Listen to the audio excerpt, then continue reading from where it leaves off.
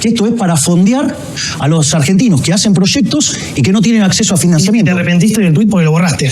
No, ahora voy a explicar porque digo, sí, pero acá lo que pasa es que en el medio pasaron un montón de cosas. No son 44.000 personas de ninguna manera. Bots. Claro, en el mejor de los casos se trata de 5.000 personas. Y seguramente que diría, la chance de que haya argentinos es muy, muy remota. Lo que es muy importante entender es que son personas hiperespecializadas en este tipo de instrumentos. Es decir, dadas todas las dificultades que implicaba poder participar de este evento, todos los que entraron ahí, que de hecho lo hicieron de manera voluntaria, sabían muy bien a lo que estaban entrando. Es decir, son operadores de volatilidad. La realidad es, si vos vas al casino y perdés plata, sí. Digo, ¿cuál es el reclamo? Si vos sabías que, digamos, tenía esas características. ¿Y está bien que el presidente lo promocione eso? Yo no lo promocioné. Yo lo que hice, lo difundí. ¿Para vos no cometiste ningún error? Te lo pregunto sinceramente. ¿No sentís que cometiste un error? Ex ante no. Y ex post, digamos, si miro las repercusiones políticas y toda la miserabilidad política, puedo decir, bueno, ok, tengo algo que aprender. Lamentablemente, lo que me demuestra esto es que tengo que agarrar y levantar los filtros. O sea, y no puede ser tan fácil llegar a mí. ¿Cómo lo definís? ¿Es un estafador? ¿Estafó a la gente? Pero, a ver, de vuelta, ahí vos lo que tenés que... quien va a definir esto es la justicia. ¿Es normal que el 80% lo tengan 5 o 6 personas? Bueno, la realidad es que yo no soy un experto en este tipo de... Bueno, el propio David dice que yo de criptomonedas no sé nada. Entonces no tendrías que haber tuiteado sobre eso. Si no sos especialista. Pero de vuelta, soy un tecnooptimista. Digamos, perdió el Estado. Acá, nada. Digamos, perdió plata a los argentinos. Te decía que tengo mis serias dudas. No creo que sea más del 5 argentinos. ¿Qué tan común es ver a un político equivocarse? Lo digo no porque crea que nunca lo hagan. Naturalmente, lo hacen todo el tiempo. La pregunta es más bien sobre cuán flagrante es el error, que lo único que queda es decir, me equivoqué. Y también cuántas veces, de hecho, lo admiten. Es decir, no hablo de errores que se prestan a confusión o a una interpretación técnica. Una política puede fallar y todos pueden tener un lapsus brutus. Hablo de que es tan obvio que no se necesita tener una especialidad para darse cuenta, que hasta el más idiota se percate de que algo salió mal. Errores en política existen demasiados. Políticos aceptando esos errores, contados. En este punto creo que es obvio que Javier Milei cometió un grave error y podría considerarse posiblemente como una estafa, de confirmarse con una sentencia judicial. El tema es que a pesar de la evidencia, tanto él como otros prefieren las excusas, justificaciones evasivas, minimizar el asunto e inclusive culpar a otros como fuerzas externas antes que admitir sus fallos. Precisamente en Argentina, por ejemplo, unos años atrás, en 2020, en plena pandemia, el propio gobierno de Alberto Fernández externó medidas estrictas para el aislamiento, entre ellas el de realizar reuniones sociales.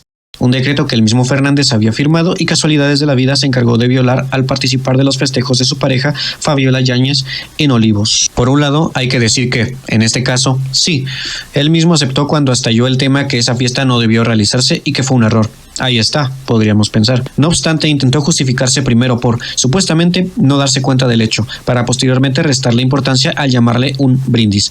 E inclusive, intentó posicionarse como el primer presidente de la historia de la democracia que, ante un error, lo asumió y se presentó ante la justicia. E igualmente mencionó que el evento tuvo lugar dentro de la órbita de la intimidad familiar y que no violó ninguna ley, todo lo cual, claramente, parece contradictorio con su admisión. Si no cabe esperar que un político admita un error cuando éste tiene implicaciones políticas, ¿qué sucede cuando el costo de la equivocación se puede medir en vidas humanas?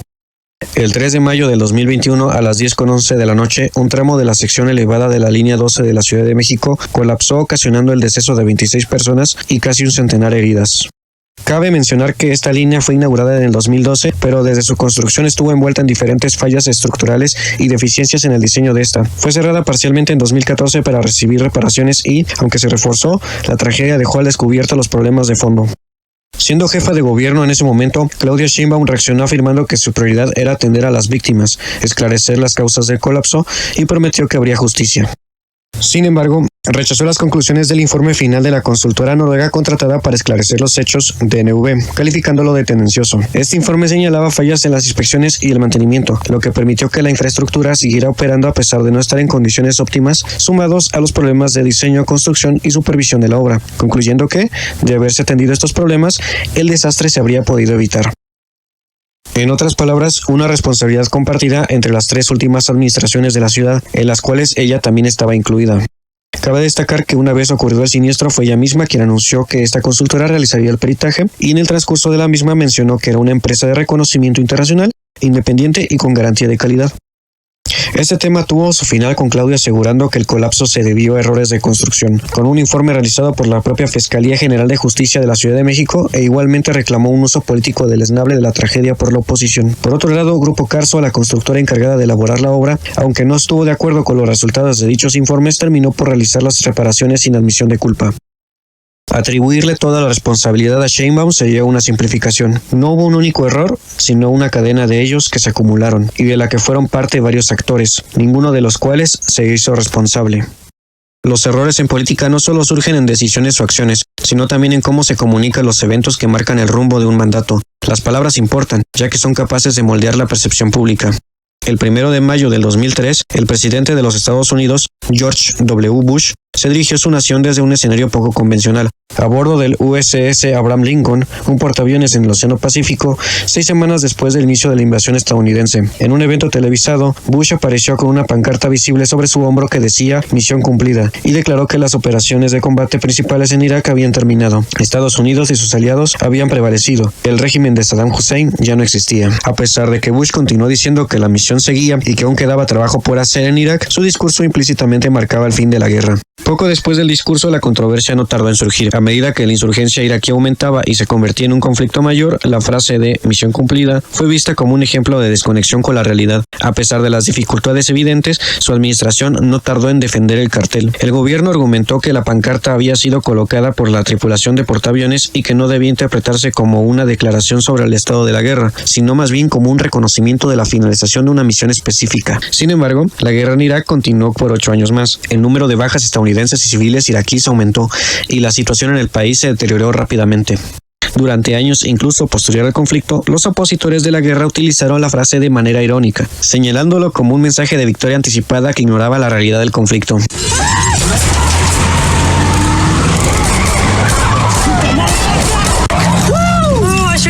Actually, that may have been me. Oh, mission accomplished? Well, like George W. sort of way. En noviembre del 2008, después de la victoria electoral de Barack Obama, Bush expresó públicamente su arrepentimiento por el uso de la pancarta. En una entrevista con CNN, Bush reconoció que el cartel había dado la impresión equivocada de que la guerra en Irak había terminado, cuando él nunca pensó que eso fuera cierto.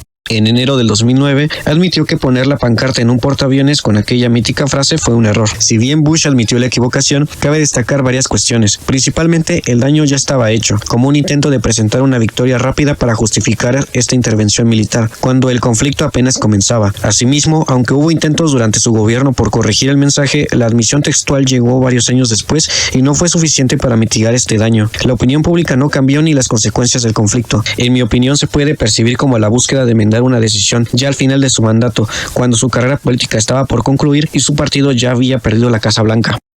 Los errores también pueden medirse por la incapacidad de anticipar las consecuencias de las acciones. La falla en el cálculo o la rigidez puede convertir una crisis manejable en un desastre político. El estallido social comenzó el 18 de octubre del 2019 en Chile, con protestas masivas tras el alza del transporte público que se generó el día 6. Lo que inició con evasiones estudiantiles escaló a nivel nacional con marchas, cacerolazos, barricadas y enfrentamientos con la policía, además de incendios y saqueos. Como paréntesis, previamente ya existía una disconformidad de parte de la sociedad chilena impulsada por el alto costo de vida, abusos de empresas privadas y de servicios públicos, desigualdad de la educación, salud y desconfianza por el sistema de pensiones. Aunque el alza del transporte fue la causa inmediata, el malestar probablemente habría estallado de cualquier forma dado el contexto. Aunque esto reflejó no solo fallas del gobierno de Piñera, sino también del sistema político en general, me enfocaré en él, quien, además de un mandato previo y otro en la presidencia, tuvo tiempo suficiente para encauzar la crisis. La situación escaló hasta que el gobierno de Sebastián Piñera declaró el estado de emergencia y toque de queda en varias partes del país. Lo comentó la atención. Sus comentarios, sumados al despliegue de militares en las calles, no hicieron más que complicar la situación. En los días posteriores, este estado se extendió a otras regiones.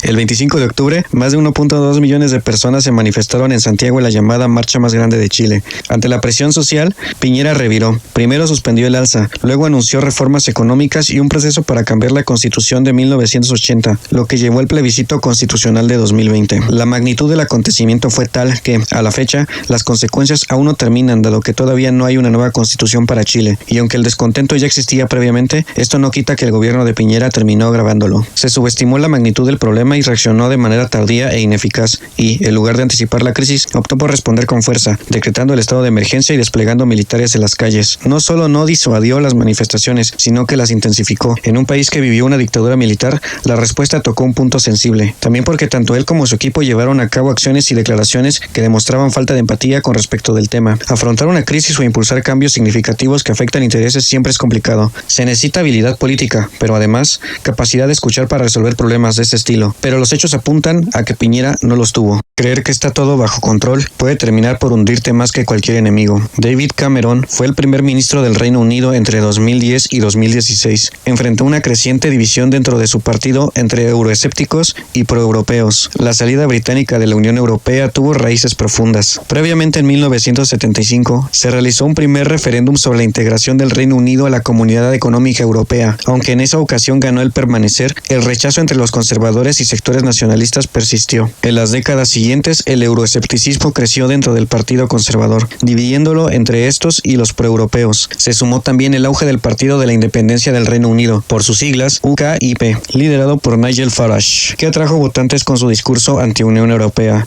con una postura más dura. Cameron pensó que un referéndum calmaría las tensiones internas de su partido, pero el resultado llevó al Reino Unido a salir de la Unión Europea. Buscando contener la presión interna y frenar el avance del UKIP, prometió en 2013 un referéndum si ganaba las elecciones de 2015. Tras obtener la mayoría absoluta, cumplió su promesa y en 2016 se celebró otra votación. Contra sus expectativas, esta vez ganó la opción de salir de la Unión Europea, marcando el inicio del Brexit y provocando su dimisión como primer ministro. El Brexit ha tenido consecuencias económicas y políticas significativas para la sociedad británica. La salida ha generado trabas comerciales, inflación y desaceleración económica a mediano plazo. También aumentó las tensiones para la independencia de Escocia y comerciales con Irlanda del Norte. Utilizar un referéndum para resolver las tensiones dentro de su partido y frenar el crecimiento del euroescepticismo logró lo contrario, abrir una ventana para la separación, lo que, por un error de cálculo, terminó por ocurrir. Tras la derrota, David Cameron terminó por dimitir ya que su credibilidad había quedado destruida. También se puede percibir su renuncia como un intento de evitar la responsabilidad de negociar la salida del Reino Unido de la Unión Europea. Ese proceso demostró ser un lastre económico en los siguientes años, y David Cameron apostó su legado a un referéndum que no supo controlar, subestimando las consecuencias de su propia estrategia.